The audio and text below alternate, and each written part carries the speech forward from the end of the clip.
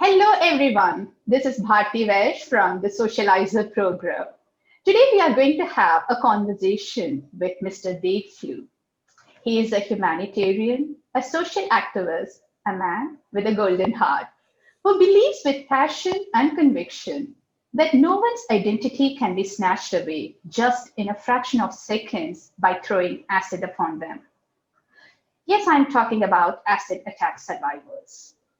We all have heard from people, we have read in the newspaper, we have even watched some movies based on this gruesome act, which unfortunately is still prevailing in our country.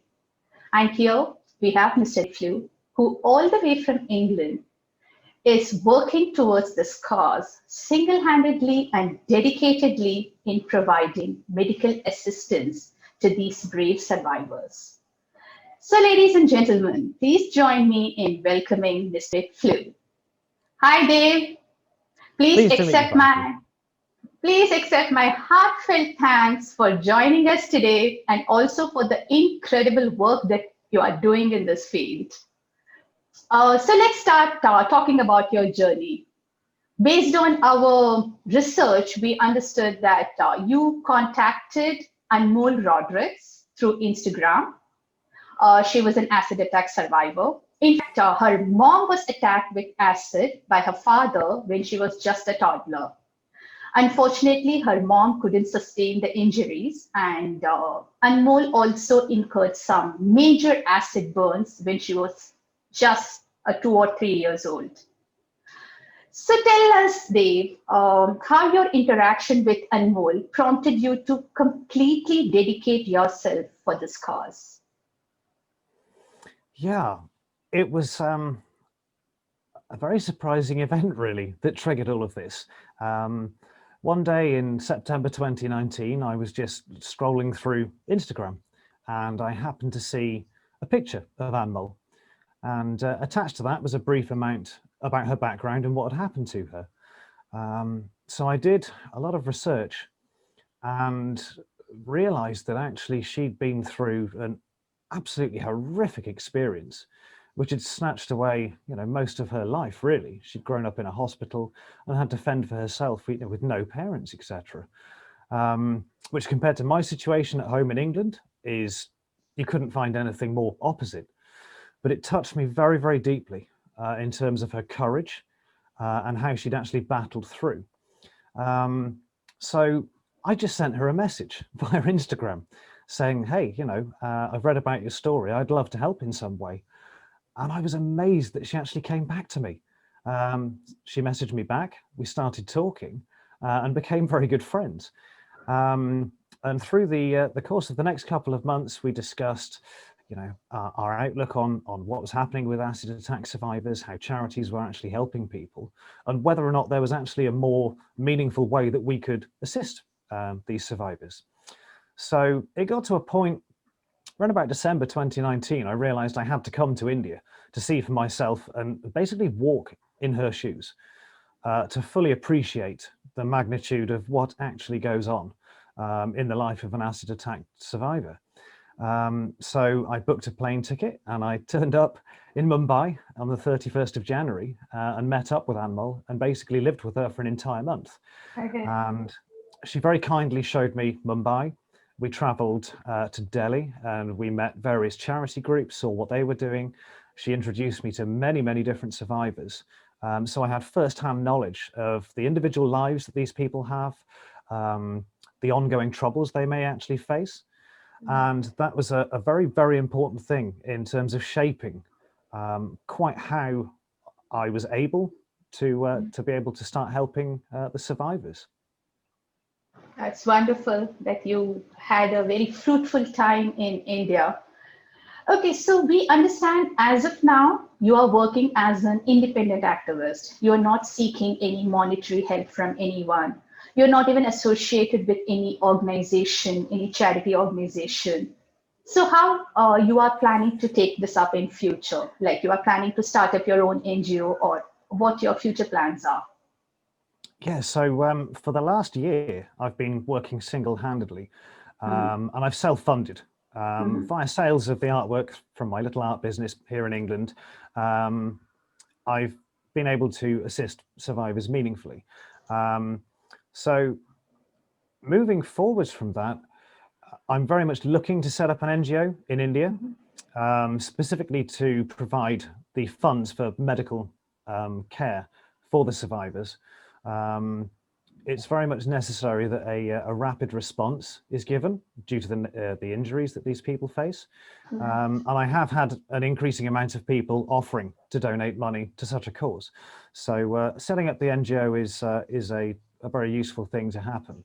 I'm also looking to move my business to Mumbai too, so that I can provide employment opportunities for survivors in a safe environment, teach them new skills, and allow them to earn with dignity and respect, and give them a platform to move on in their lives from the troubles that they've had, and almost like a springboard. They don't need assistance forever, and they certainly don't need to be dependent on a system providing endless things for them. But yeah, moving the business there is a critical thing for me. So we can actually give these people the same opportunities that you or I might actually have in life. That's a very important thing for them. Right, right.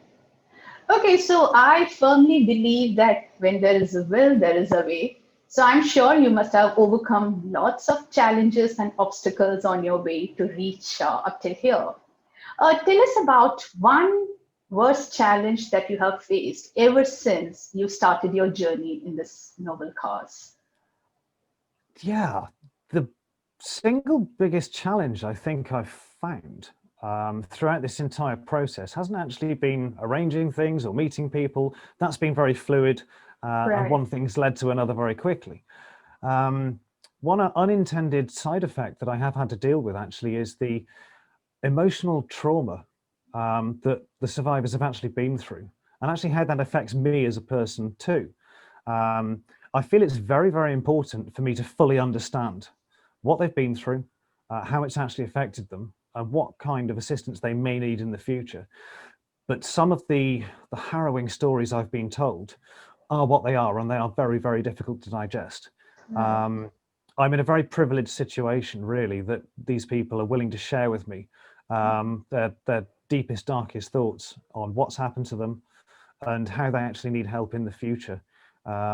Some of the things I've been told are jaw-dropping, and to an average person don't make any sense, and it's been difficult to digest. So I've had to come up with a way of actually helping myself along. So I'm not becoming super depressed off the back of actually dealing with these things with them. But it is necessary to go through that to fully understand and empathize with their situation. But that's probably been the hardest thing to actually deal with. And it wasn't something I was aware of when this actually started.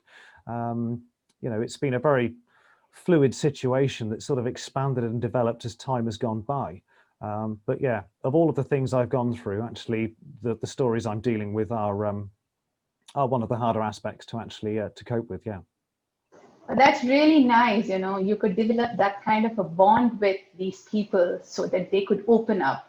That's wonderful. But talking about challenges, as you rightly said, we need to be more empathetic towards them than being sympathetic. I believe society's perception and our behavior needs a drastic change in terms of these brave survivors. So what's your take on it? Like, do you really think if people change their perception and behavior towards them, that will help them in overcoming their trauma more easily and regain their confidence soon? Yeah, I think there's a huge role that society can play in this. Treating people who look visually different as normal people is absolutely critical, because they are. My experience of meeting these survivors, they're all normal people. Most of them are fairly young women. They love to do makeup. They love to do fashion. They have the same hopes, dreams, and fears as you and I. So obviously, if society is more accepting of the way they look and not critical or judgmental, and thinking that maybe because they look different that they are unable to work or unable to think properly, that would make a big difference. My own personal experience with a survivor recently, after assisting her, and actually the strides forward she's made with a small amount of my help, but actually now with the confidence for herself that somebody out there believes in her as a person and has got her back should she need a little bit of assistance. Watching her grow and sort of flourish has been an amazing, beautiful experience. And it helped me realize that there's not one particular approach for every single survivor. Everyone's different. So we need to be mindful of that. I think the legal side of things in India is possibly due for review. The speed of justice and appropriate punishment. Also, the funding that comes from the government for survivors to aid them with their treatment. I think how that's released and the speed it's released could be better than it currently is. Obviously, time is of the essence with some of the major injuries that these people sustain. So waiting for months or years is not going to help them anymore in the long run. And if anything, it's going to end up costing more money to actually help them with their medical expenses as time goes by. So I think a multi-pronged approach, but all of us can do one thing. You know, if we meet or see somebody who's visually different, is approach them and treat them as a normal person, and let them speak and tell you their story. Right, absolutely. Okay, Dave. So one last question: how would you want people to provide assistance to you in future for this noble cause? Currently, where I'm at with things, I'm in a situation where I do really need Indian legal help, assistance from an advocate or a lawyer who can guide me through the process of actually establishing an NGO in India. I'm aware that it's a little bit more problematic because I'm a foreigner for that situation to occur, but it can legally occur. But guidance and assistance for both that and the means of shifting my business. There's a lot of legal things I need assistance with. That would be probably the most important thing. I'm getting to a point also with interest and people wanting to converse with me where my social media presence is obviously very important.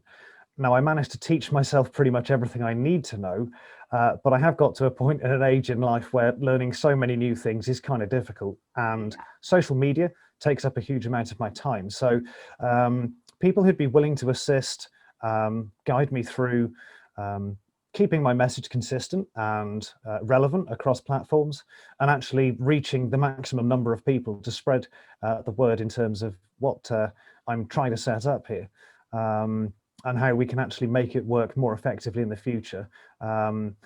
We've pretty much got to that sort of watershed moment now where it has to sort of go to the next level. So yeah, social media assistance and legal advice are the two main things right now. In terms of funding, I've self-funded everything, and I'm going to continue to do that for as long as possible. Perfect. Such beautiful thought, Dave. Thanks a lot for joining us today, taking out time from your busy schedule and talk to us. You are such an inspiration. I really hope you get all the success and happiness in this journey. Thanks so much, Bharti. It's been fantastic to talk to you today and share with you a small amount of what I've been up to. And hopefully we can make a huge difference down the line to people. You're right. Well, viewers, that was Mr. Dave for us. It sends shivers down our spine when we hear about such incidents. And now we have an opportunity to contribute in our own little way. Let's provide assistance. Let's support Mr. Dave in his journey in whichever way possible. With that, this is Bharti signing off. Bye, take care, and thanks for joining.